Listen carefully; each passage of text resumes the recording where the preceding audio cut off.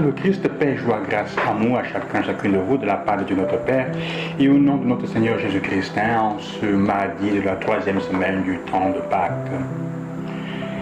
À la fin de chaque Eucharistie, de chaque messe à laquelle nous assistons, après avoir donné la bénédiction finale, le prêtre renvoie. On appelle cela le rite de renvoi. Le rite final, c'est le rite du renvoi. Ce n'est pas seulement le fait de renvoyer à la maison quand le prêtre dit allez dans la paix du Christ, allez en paix.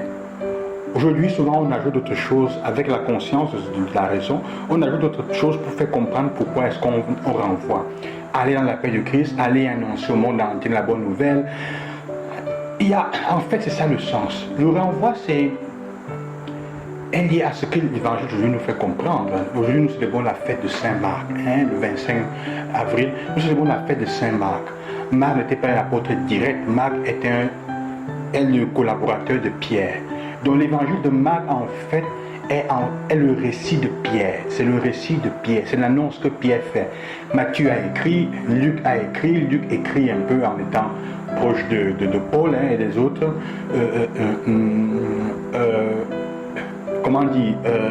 Jean a écrit son récit et Marc aussi écrit en disant au début de l'évangile de Marc, quand il écrit, il dit en effet ce que j'ai recueilli, les éléments que j'ai recueillis, je vous le passe, je vous le dis. Alors, donc, il fait comprendre, on a le chapitre 16, le dernier chapitre de l'évangile de Marc, et il fait comprendre Jésus à la fin envoie ses apôtres en mission. Allez par le monde entier et annoncer la bonne nouvelle. La bonne nouvelle. Nous sommes appelés à être comme Marc, à être des Marcs qui sont là, annoncer la bonne nouvelle au monde entier, aux autres, aux personnes.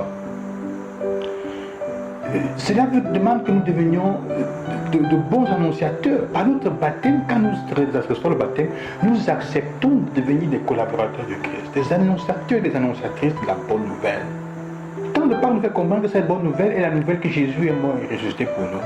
Il a donné sa vie pour nous sauver et nous sommes libérés. Nous sommes libérés de tout ce qui peut nous empêcher de vivre la vie éternelle. Et le récit qu'on fait ces jours des apôtres, comment, malgré les tortures et les persécutions, ils sont fermes dans leur foi. Cela fait comprendre qu'ils ont les yeux fixés sur la chose la plus essentielle, le règne de Dieu, la vie en plénitude. Alors, Jésus continue encore aujourd'hui à nous appeler, à nous faire l'expérience de lui-même. Et pour faire cela, il utilise notre humanité, il utilise ce que nous sommes pour nous envoyer aux hommes, au monde entier, annoncer la bonne nouvelle. Cette expérience de lui n'est pas une expérience de série B, n'est pas une chose mise à part. Chaque chrétien que nous sommes est appelé à être le signe de la présence concrète de Jésus aujourd'hui, de faire comprendre au monde entier que nous sommes des contemporains de Dieu. Nous sommes des contemporains. La parole de l'évangile, chaque parole de l'évangile nous est adressée. Et comme telle, la mort et la résurrection de Jésus est faite pour nous. Marc nous fait comprendre que l'annonce de l'évangile des ressuscités est envoyée. Nous sommes envoyés pour cela. Sa résurrection est résurrection aussi pour nous. Et à chacune de nous pour cela, il dit, va proclamer à tout le monde entier ton évangile. Va proclamer au monde entier l'évangile, la bonne nouvelle. De telle manière que nous devons être conscients que quand nous disons non ou quand nous disons oui, nous le disons à une expérience forte. Nous acceptons d'être des annonciateurs et d'être partie prenante à une expérience forte qui est celle de Jésus qui continue à se manifester au monde entier, à l'humanité. Donc aujourd'hui, nous devenons, on peut dire, les Marcs contemporains, les Marcs du quotidien, les Marcs d'aujourd'hui. Et c'est à nous que Dieu consigne, donne le pouvoir d'exercer et d'annoncer la bonne nouvelle. Ça veut dire quoi? Ça veut dire de faire les choses qu'il dit dans l'évangile aujourd'hui. S'opposer au mal, se faire comprendre, créer la communion et prendre soin des autres. Quand il dit allez par le monde entier, annoncer à tout le monde entier les éléments qu'il cite, qu'il faut annoncer, de bien qu'il faut faire, en fait, peuvent être résumés par ce que je viens de dire. Peuvent être bien résumés par ce que je viens de dire. Combattre, s'opposer au mal. Nous sommes appelés, sœurs et frères, annoncer la bonne nouvelle, ça veut dire s'opposer au mal dans le quotidien. À tous les niveaux où nous trouvons, s'opposer au mal. Qu'il soit de petite qualité, comme l'injustice, insulter quelqu'un, du pauvre Dieu entre les enfants, ou de grande qualité, s'opposer au mal. Tous les points de vue. Se faire comprendre.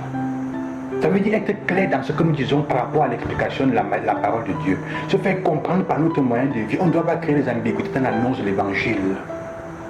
Créer la communion, c'est l'expression de l'amour et de Jésus. Et prendre soin les uns des autres, comme Jésus l'a fait.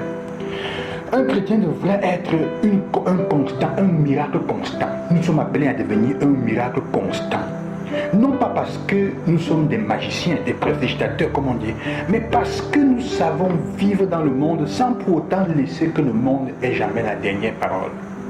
C'est ça appelé à être des personnes de miracle.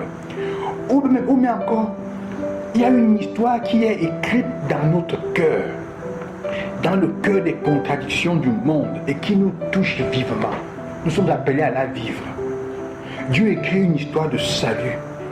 Là où le monde est, là où il y a le mal, là où les personnes sont, Dieu est là pour écrire le salut. Et il le fait à travers nous.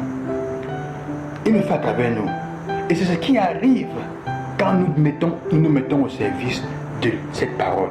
Quand le monde se bat pour mettre la parole ferme à l'humanité, les chrétiens se battent pour continuer à mettre la parole espérance dans l'humanité. C'est ça l'évangéliste. L'évangile que nous sommes appelés à être les mégaphones, le porte-parole de la voix de Dieu qui raconte la bonne nouvelle. Dieu nous aime et il veut que le monde soit meilleur.